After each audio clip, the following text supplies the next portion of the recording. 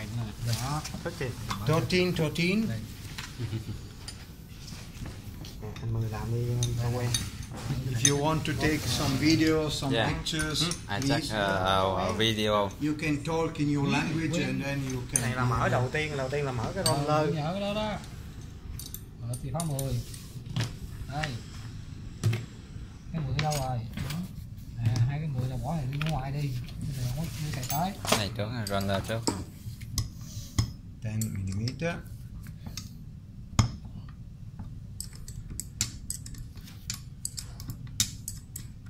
Maybe if more easy, you can move. Like for you, more easy to walk. Dòm vô không tới á, không sợ thì không tới đâu luôn.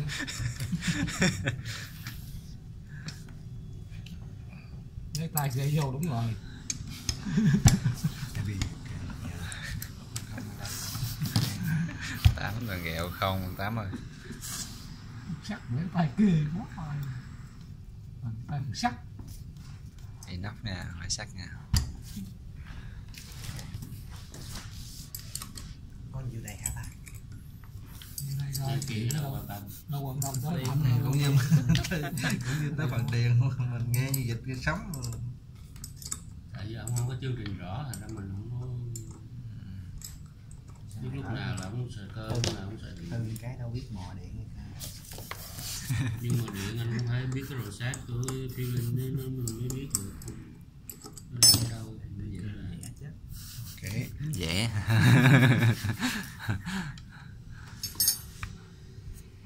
Nhớ là đứng lên lúc ra. Đó. Okay.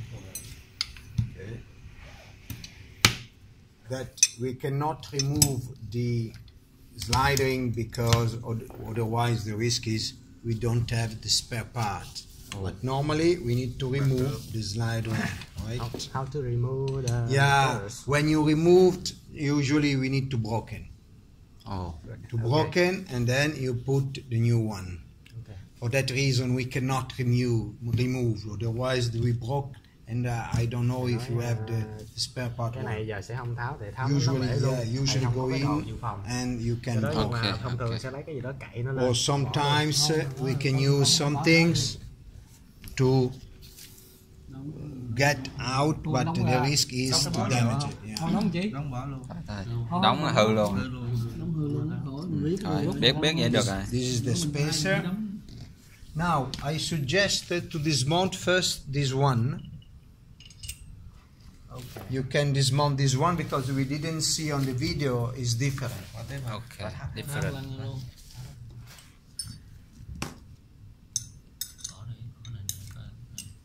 Maybe you can remove the column because the column I think is blocked, but it is not normal. So probably they put Loctite and is a little bit blocked like that. So don't forget the throw, otherwise. Okay. Yeah, here there is Loctite. That reason is more tight. Nói ở đây là có Loctite đó. Mở ra nó hơi cứng. Okay. This is different. You remember in the old one there was two. Not basin. Bushes. Yeah. Here no. We don't have bushes. It's only one piece. The only like a bush is something like that. You can see is these materials can turn here inside. I think this one symbol than this video. Yeah, it's different than the video, right? Cái hàng này á, thì khác hàng kia nó không có cái bạc lót. That is what we need. So if it's not damaged, no need to replace, no need to change. Cái phần này mà không có gì hết, thì không cần phải thay luôn. Tại vì này chỉ xài cho an toàn thôi à. Chứ trong quá trình chiết thì nó cũng không có xài. Good. And what next step? Next step usually is this one I think, right? This is the if you can damage. Maybe damage. Maybe damage, but I mean can try to put like that. Just Very to strong. remove this one and then we This can. is the reason why you Yeah, the reason. Strong. Yes. Cái cục này gọi tên là gì? cái này là cái phần slip với đề cầm led để xả. Lát ghi vô mình nhớ nha. Xả nó giống như bộ xả ngoài Để á. ghi vô cái tên đó. Cái bộ xả nhỏ mình á, để tôi chụp. Tiếp theo lóc Cái tay. không có quay.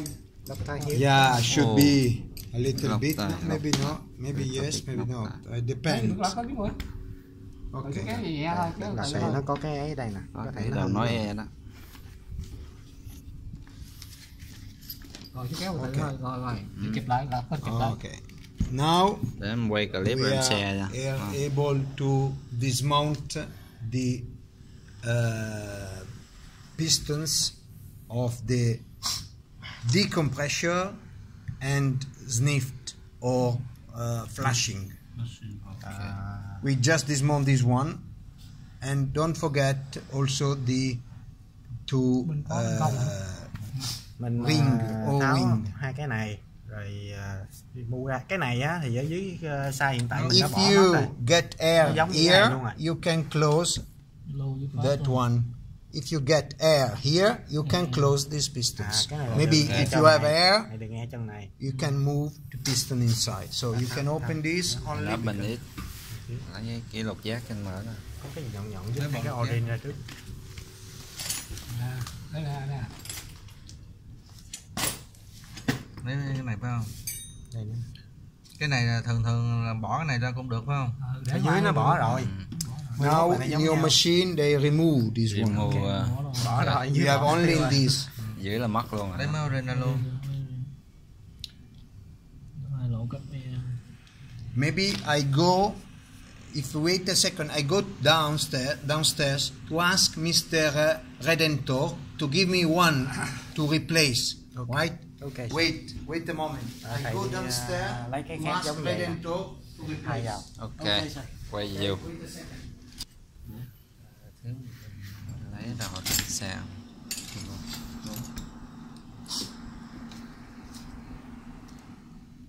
Quan phát hiện như tiền đó.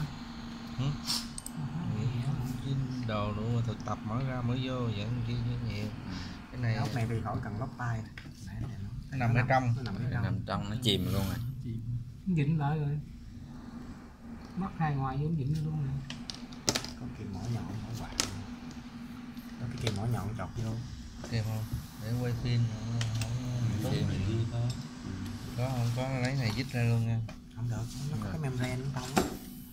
Có cái màng màu trắng trong Nó á. đụng cái màng ở trong. Dính ngoài á, dính ngoài đó. Còn máy úp ngược lại. Đó, dính ngoài lên. Quỷ. Nó dưới 10 bút lồn má rồi. Đó, Đó. trời ơi. Ra. Vô hai cái bên đây nè, chịu lại hai cái này nè.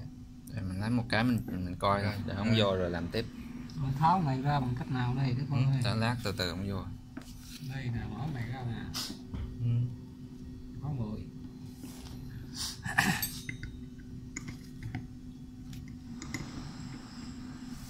Rồi mới đo lộn cái xe chiều nào rồi.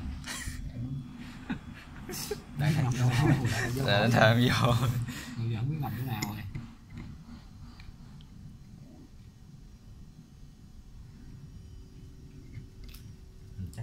This is a new one, right? Okay. That is the pistons 1, 2, 3 and 4 are exactly the same, but is a little bit different than the video, if you can see. In any case, we just open.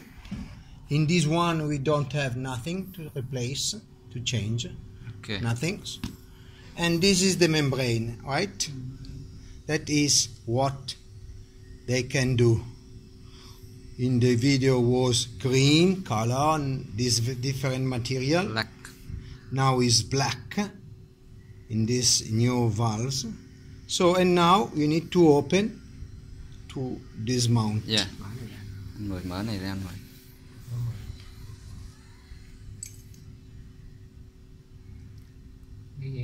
Be careful. Dịnh lại chứ không nó bung ra luôn á, bung nhanh. Nó văng lời so ra luôn á.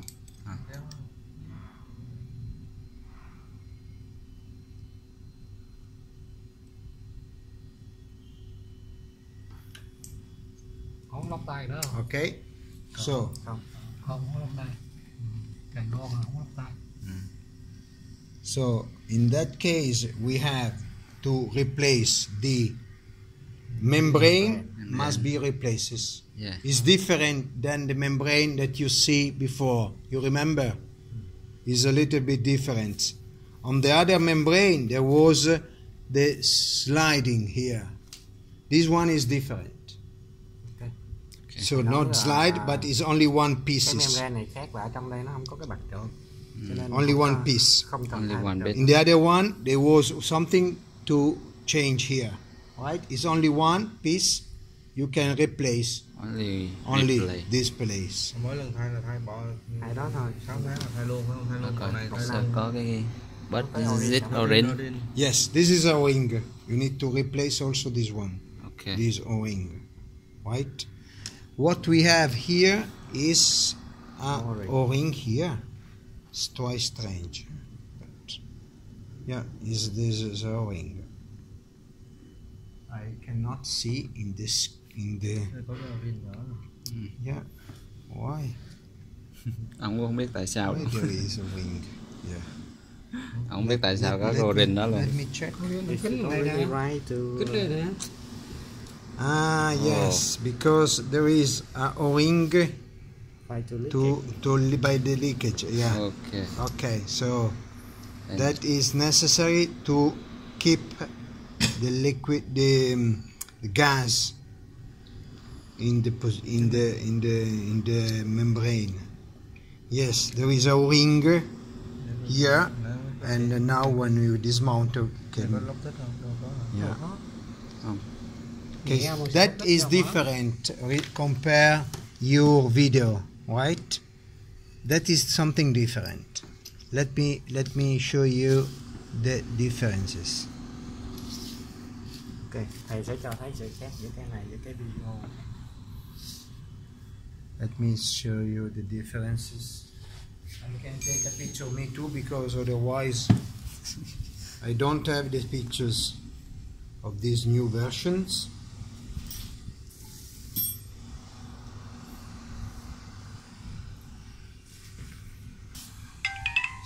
Oh, right.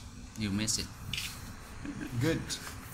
So that is quite different, because in the video was one membrane plus this one. Now is only one piece apparently. Nó là trong video thì cái đó có hai phần, nó tách ra cái bạc lót. Okay. Cái này thì nó đóng thành một cái luôn. Only one bit. Don't lose all things. Gì là nó chặt.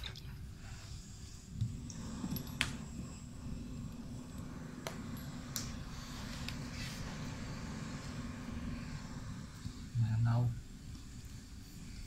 Không có ở đó mà. Nó vô đó. Nó đây không?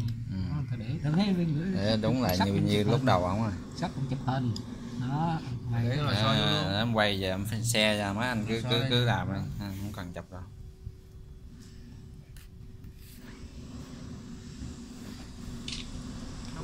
Okay, we cannot dismount the other one because it's the same. It's the same. Yeah. rồi lắp vô đây. Chưa? Tới này. Okay, we Okay. can move here, Go here. and then after we assembling. Okay. Tháo hết rồi lắp. Now we can dismount that Cái one. này. Yeah. That one. Phần So này. to key Này. 10, 9, 10. Này, này. Hai con. Hai con à. Đấy đi. Đây dặn đấy. Nó nhẹ, nó có nặng đâu, ăn phát nặng tay chứ.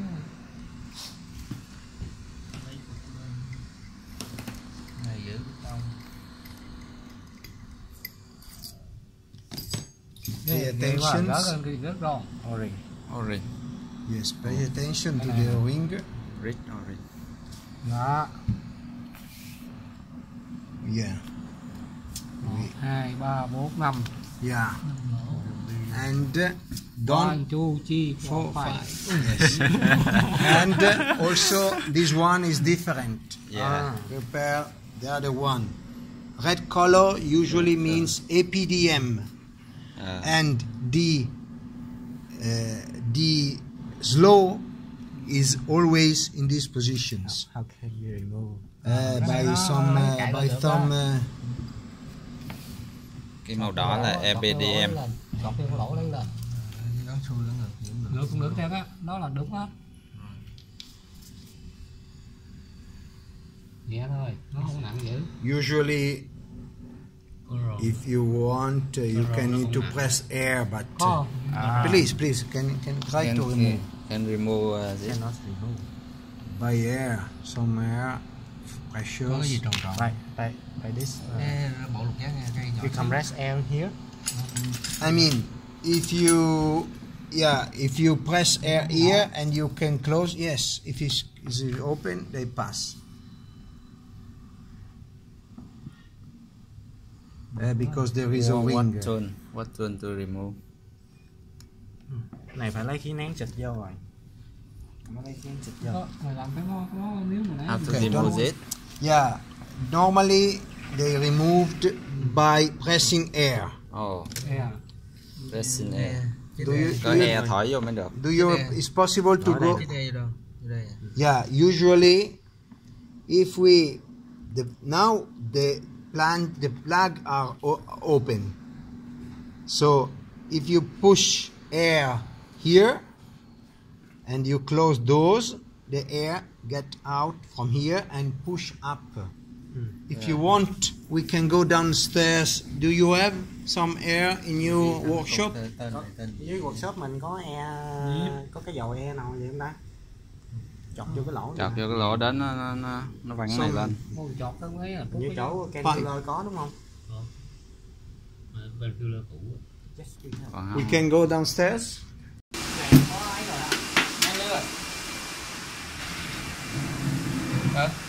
Can you open?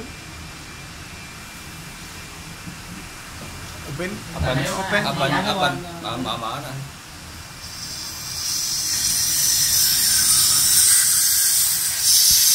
Take a second. Open.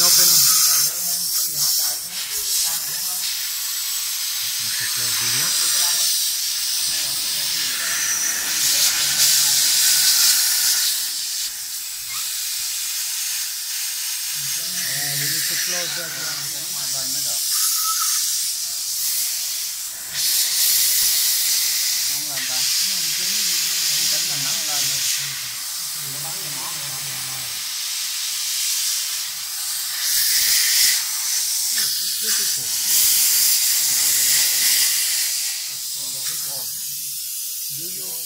You can dismount from this side, maybe.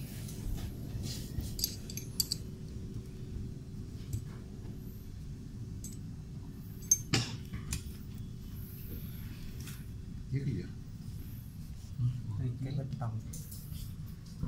tông mẫu vàng.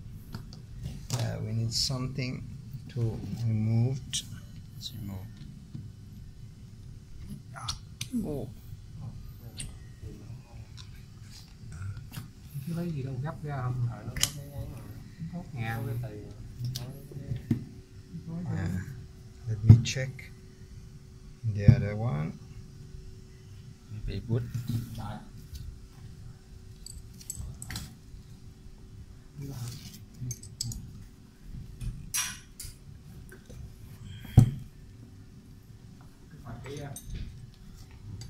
Trời diện chạy ra tại nào?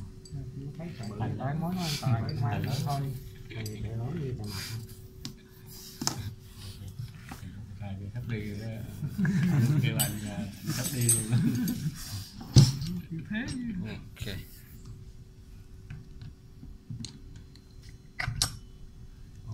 Okay, now yes.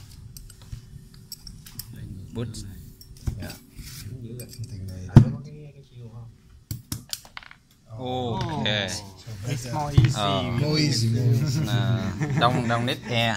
No need air. So remember, is this or this? This one. because there is không có lắp lợp no được. possible, no Not possible to possible. change. Không lắp lộn được. Oh, very good. No Khác, hai lỗ only, khác nha. only this Khác, position. không sao.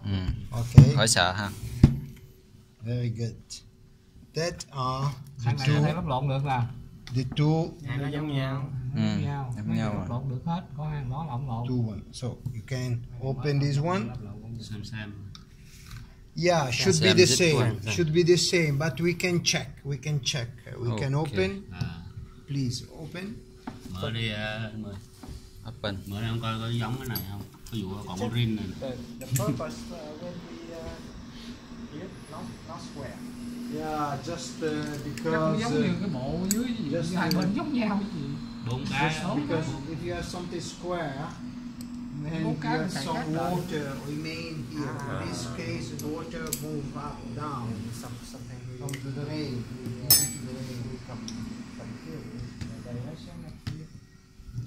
Giống cái gì đâu. Cái Yeah, it's possible to confuse, but at the end, Y chang luôn. yeah, it's possible. Xem. Rồi, qua đây tiếp. But it's cái nào là rút cái Yeah, nào là only problem if we yeah, we need. Yes, the problem is to turn. Yeah, the problem is to turn. If you put like that, 90 độ. or you can be able to put like that, Yeah. right? So the possibility to check is on that side. Hai mặt chữ đừng không Cái lỗ dưới. Wait a second. This is the On that side, we have the coincidence of the push button with this one. So if you can put in this way, you can have, look, the Có cái chốt định vị á. the conditions that and that and that and that. Right. If you put like that, để đúng rồi đó. if you put like that, we have not coincidence between the two. So pay attention when you install from the center to down. The first is in the center, Bỏ đúng and tầm the other trước. one is low. Bỏ đúng tầm trước rồi thả xuống. This is the upper part, this is low part. Low part is already indicated by this through. Always low part is in this through. Okay. Sẵn hỏi luôn Trí, cái nào là loosen còn cái nào là snip? this is flushing, this is neat. Viết rồi, viết This rồi. is flashing. No, sorry. This is decompressor. Điều là cái góc giác á, Decompressor. Bên cạnh cái góc giác là cái There was Yeah. before there That's was it. the screw, the true.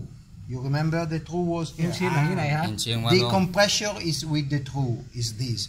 This is flashing or sniffed. We can call sometimes Okay. sniffed. này nó có But thêm in cái any nhỏ nhỏ case, nữa. both can conduct Có can thằng này nó có to phải không? the same chamber, right? But in the recipe, this is called decompressor, and this is called sniffed or flashing or sniffed, right?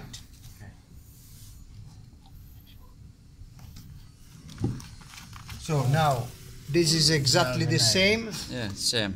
Sure. Maybe. Maybe. Có thể lắp vô coi chừng lẫn. Let me check. Yes, it's the same. It's the same. Exactly the same. All four are the same. Yeah. The only difference is this one is a higher one for the slowing and fast filling, and the shorter one. This is shorter. Shorter for this. Yes, also these are different way. Anyway, it's the same, right? Nếu vậy cái giờ cái trường hợp này á là nó đã bỏ cái cái lông đề ra rồi thì hai chức năng này giống nhau hay không? tự nhiên giờ không còn slow hay là phát nữa. Giờ một tốc độ. Low phát là nó có cái lỗ nhỏ luôn là cái Đúng rồi. Cái này vẫn còn. Ok. slow and fast and the whistle is more. Ok. Đúng rồi, nó nằm bên này, không có bỏ. But now you cannot feel confused because in your machine you don't have any more. Okay. Both are without. In that case, the smaller one is always here.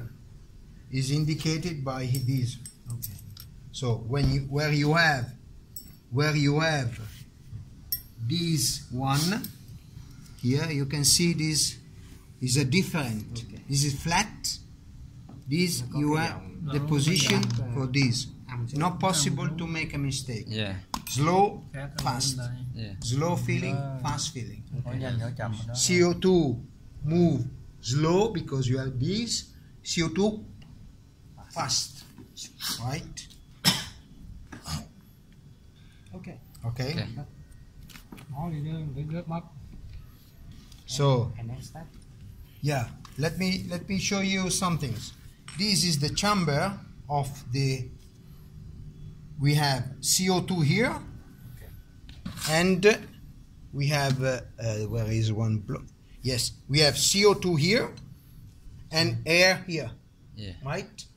If CO2 here, and air here to press, right? Pressure of air. So the air arrive from here, right? Cái này là cái lỗ air vào nè, để kích cho thằng này nó đóng cái.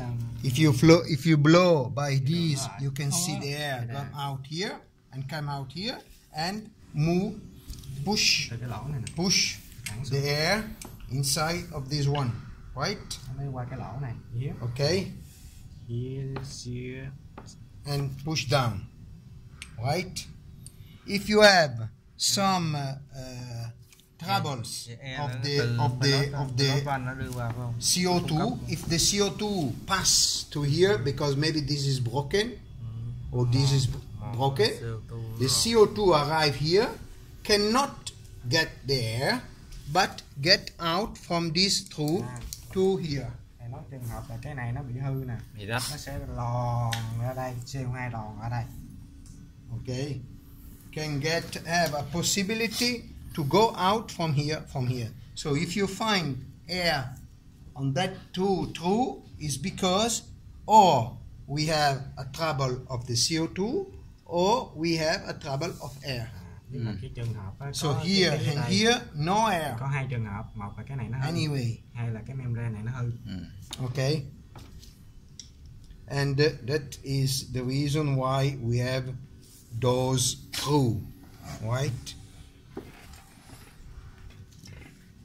Chuyên gia phát cái này.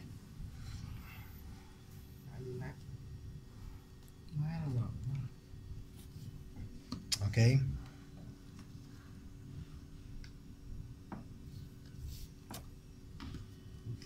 Okay. Now. No, I mean at the moment is maybe it's also it's not so easy. I don't know how to remove it. I don't know how to remove. Cái đầu nghe không? Cái đường nghe nó đẩy cái này. Yeah. Wait a second. We cannot remove. It's better to now remove it. Right? It's better to leave. Okay. So now we have removed that part. Right? Don't forget all the screw. Otherwise, the problem is at the end cannot see. So now we can start. If you want. Có chụp hình không? Cái nào nằm úp trên, cái nào nằm úp dưới? Tension.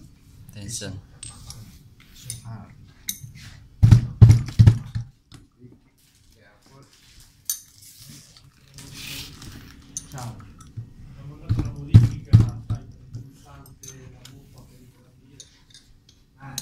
Io ce l'ho buttata dentro, sarebbe da testare.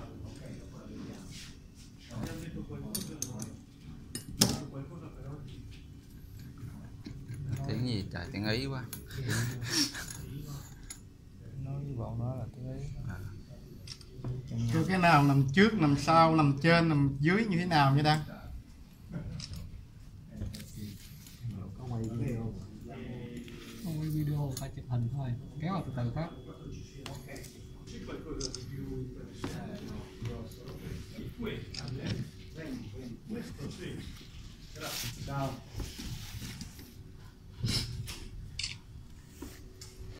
So you can see here there is a slide ring plus a O-ring too. We cannot remove, otherwise risk is the damage. Nó ngoài cái bạc lót này trong What I suggest now is not possible to make a mistake because we have a reference, but I suggest before the dismount to sign like you see here.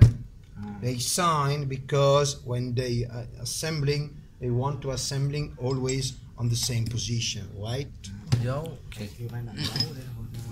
That is the pistons of the air, down air, up air, and that is in order to avoid. Look, if you don't have this one, what happens? You can have more stroke. Without this one, you can have more stroke, and look, that is the reason why we can see this. Just to reduce the stroke and to be able not metal here. against metal. Not here, so. Right? Sorry teacher, Yes, please. I think everyone here know the mark white and have the. Otherwise, maybe if you remove the pin, maybe because that pin is not welded, is only insert by Loctite. So if you lose the pin, maybe you are not sure. If you mark, no problem. Yes. It's just a safety, just for your safety. Okay. Only. Okay. Also here there is a pin, but pay attention. If you mark, you are sure, no problem at all. Okay. Okay. So now we can. Yeah, there is. Be careful. Be careful. So that here you have just this one. This is the in of air and the other in of air. So the air to push down coming from here inside of the pistons, and air from the bottom coming from here, right? If you can see, if you can blow, we have one to get that communications, right? So in that case, here the air for the top to push down and to push up. Yes, and air here to put down and a shuttering cup. Yes, to put down the centering cups, and this air coming from where? From here. This air coming from here. Chụp Đây nó vô. nó có mồi không phải Nó orin. sao nó Cái mồi có mồi lật ngược ra chứ không phải orin. Okay, now to remove this is different compare the others that we saw. Yeah, we just to force a little bit because there's a ring. Yes. Oops, something like that. And this is the pistons. That part is the that part is the CO2, and this is to close. Closure is like that, and that part get touch against here. When they close like that, move like that, spring open. Okay, now I cannot be able to force too much, but close you. Now it's closed and now it's open. Just a 3 millimeter more or less, not too much. Right? Now it's only one piece. Okay. Here there is just a slide to maintain on the positions, and the gas pass through here to here. Yes. Okay. Không gì dịch Yeah. Okay. CO2 đi qua đây phải không? Đi vô đây. Yeah, the gas, if you blow here, gas go out from here. Máy đi từ mấy cái Đi lon này nữa. đi xuống cái lon. Đúng rồi. Nó mở bằng cái cụm này nè. Đúng rồi. Cái lỗ nào đâu đây nè. Cái cụm đó đó. Nói chung là cụm nó lắp vô đó là đi thêm nó xuống đó. Chụp những cái môi này hiểu không Đăng? Để mai mốt mình biết mà mình. Key is maybe it's inside. To dismount this is need to make strong man. No man. No strong man. No strong man. Not need But yes, strong strong. man. Tay bằng bó tay luôn. Not need strong. No need strong. Sorry, I had a picture here. Yeah, picture.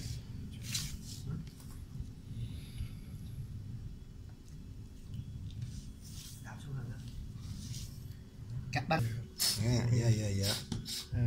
Inside have the O-ring. Yes, of course. But the problem is just to remove like that. Okay. But Okay. Wow. Picture the young man. yeah. để vô luôn. Okay. Sorry, I had a Wait. Tay tay rồi. Water. Maybe. Oh. Some beer. Maybe water. Okay. Đút vô luôn. Inside. Có viên trong á. Inside. Hai cậu To the Yeah. to the hai O-ring. cậu viên. Yeah.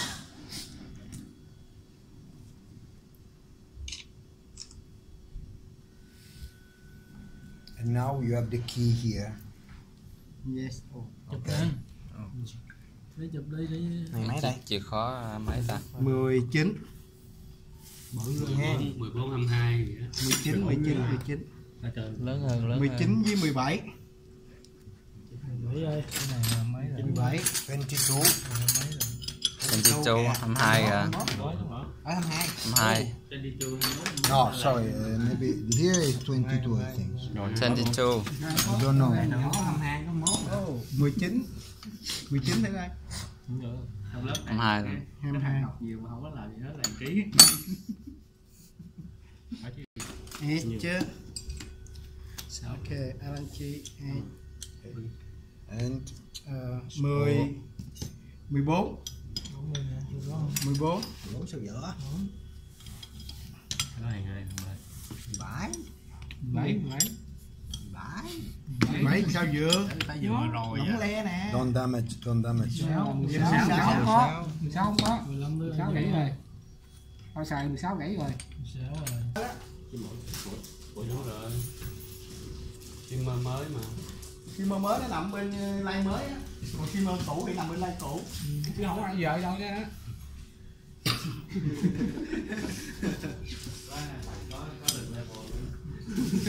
Okay. This is the most important one. Orange trong đây nè. Nguyên đây nè. Ai nó. Từ từ chụp hình cái này. Don't care. Kéo ra. Cái O-ring này nó nằm ở đây nè. Đây là One over here, one over here. Đó, ngồi để giữa chụp đi, ngồi. Okay, I don't care. Đó, cái giờ nó chụp đi. Đó, chụp cái cọng Quan Nguyên trọng nè. cái O-ring ở trong á. Ở trong có một cọng nữa đó.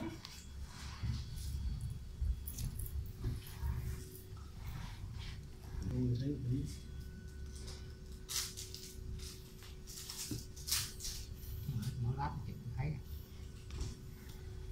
Here and here you can turn. Dặn ra cái nữa hả? Sorry teacher, you the waiting. Yes. Yes, and here. Okay. Part. Yes. ông không có vấn đề ông giải thích Sorry teacher, đúng I the nào teacher. Okay, thank you. Đấy. Okay. Ấy, sao nhỏ vậy? của em. Lúc Đang có học rồi nghe. 10 con giờ đủ chưa? Khỉ 10 con được về đủ chưa? Đúng rồi, mai 10 con đây mà sách bỏ bên trên lava á, mà khỏi chạy. rồi. Cái nào cũng chụp nó đi cũng cho nhớ. Ok. Bán ố. Orange. Yeah. Biết rồi.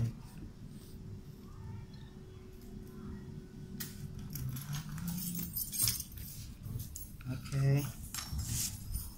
Rồi đẩy ra cái nữa kéo ra để dài ra luôn. Kéo dài ra luôn, kéo để nằm lật ngang luôn thấy. Nó nối nhau luôn. Orange. Orange đâu? Have the orange. Nhìn không? Mày mở đèn hoài rồi sao ở đây chá Cái gì? nó không thấy mày? hả? Chá nó sáng nó chá nó không thấy hiểu không? Đang quay video này. À, video luôn hả? Ừ. Ok. Rồi lắp lại. Ok, sorry. And- I take out. Yeah. And that's it.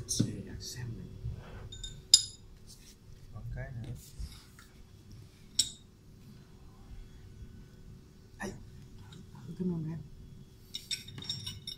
Không sao. Wait a second. Wait a moment. Yeah. Đặt cái cặn nước màng.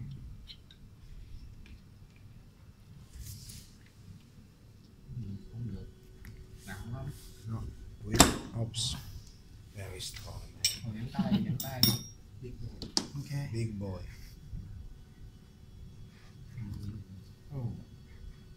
Cái này Teflon hay sư phụ? Yeah, Teflon. Teflon. Ôi, biết tiếng Việt luôn. Tiếng Việt luôn. Ghê trời.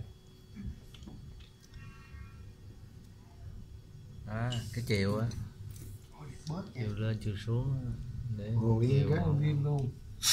Orange. Where orange? Orange sâu lên. Inside. Oh, inside. Cái đó mình tốt hơn đó. Thầy phê luôn. Không sao. Không sao, quan trọng là có đồ làm không. Không sao. người nó có phụ tùng đi theo hết. Không sao. Pay attention when you. That one will be. Maybe this is exactly the same. Đổ không được ha. Not the same, right? Yes. That flat. Flat. Phẳng. Rounded. Ok. Flat is in flat position. Thằng nào mà lắp ngược cũng bó tay với nó luôn. Yes. Về sao lắp? Agree. Ok, vậy là tháo hết chưa? Nó đã. Hết rồi hả? Nó đã. Has finished. Finish. Finish this Quan trọng dismount. không à. Tháo rồi đó, If tháo you hết rồi. want, we can Không, tính ra cái này chi tiết nó không nhiều bằng cái của mình. we can reassembling if you want. Rồi giờ lắp ra thành Or thành you phẩm á. want Assembling. to have a break 10 minutes? Take a break.